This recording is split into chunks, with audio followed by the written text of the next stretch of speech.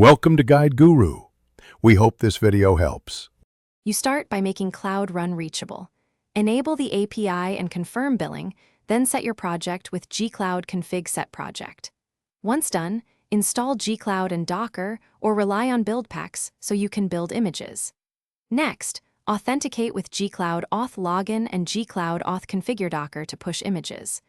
Now containerize the app. Use a Docker file or run gcloud build submit. Make sure your app listens on port so Cloud Run routes traffic correctly. That gets you to the first deploy step. You now fine-tune the deployment. Use gcloud run deploy service with your image, region, and platform managed. This creates a revision.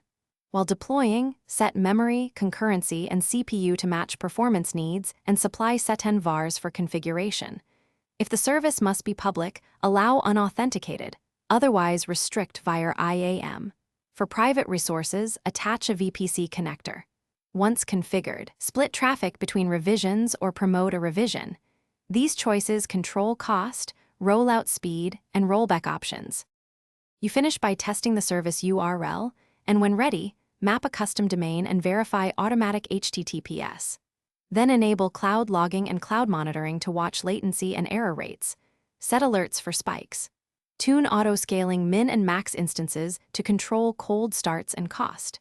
If something breaks, check the revision logs first, inspect the container startup probe and environment variables, and confirm the image works locally. That single troubleshooting tip, examine logs and startup behavior, fixes most deployment. Thanks for watching. Consider subscribing if we helped you today.